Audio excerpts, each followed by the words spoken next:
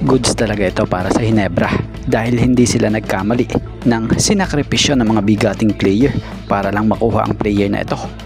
At kasado na Kevin Rakal, pumirma na ng 1-year deal. At Coach Chot may inamin about sa estado ni Mikey. Makakalaro ba ngayong Philippine Cup? So yan ang ating mga tatalakayin.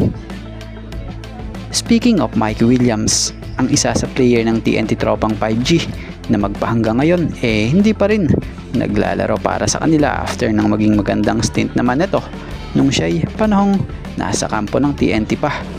2-time PBA champion and 2-time PBA Finals MVP. So si Mikey Williams ay napabalita noong hindi nagkasundo o hindi makasundo ng koponan dahil sa issue pagdating sa sahod. Minsan na nga ring nabansagan ito na to the moon. Pero may mga naniniwala namang iba na baka lang misunderstanding ang nangyayari sa kampo ng TNT at kampo ni Mikey. So sa hinaba-haba nga at lumipas ng buwan at araw, magpahanggang ngayon, wala pa ring negosasyon na nangyayari. At nito lang, may lumabas na update patungkol dito kay Sir Homer Sison na kung sa ayon sa post nito, credit po. Breaking, per multiple sources, TNT and Starguard Mikey Williams are currently in talks for a potential reunion and 0-3 start in the Philippine Cup, which has put the team's Grand Slam bid in peril, may have sparked the efforts to reunite. Reunion? Yan ang malabo mangyari ngayong PBA Philippine Cup. Dahil batay sa isang interview via tiebreaker nitong si Coach Chot na hindi makakabalik si Mikey ngayong Philippine Cup. So ibig sabihin nun, no Mikey Williams pa din talaga sa TNT.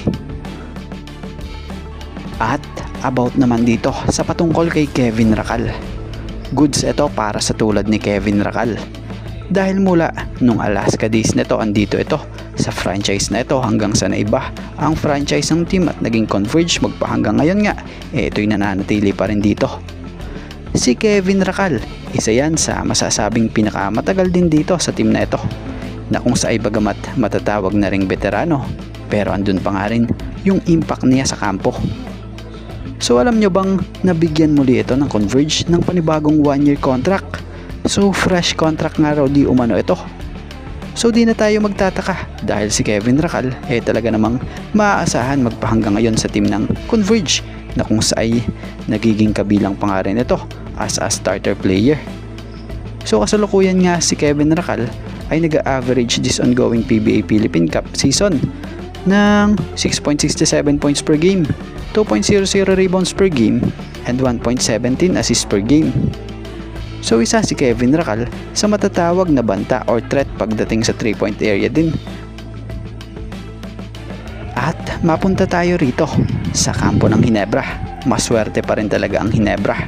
Kumbaga, bagamat nagsakripisyo sila ng mga bigating players via trade na kung saan pinakawalan nga nila noon yung gaya nila si Stand Pringle with 10th pick pa sa 2024 PBA draft para makuha si Holt, Isaac Go at nagbigay daan para mas maaga nila makuha sa pick sa 3rd round etong si RJ Abarientos.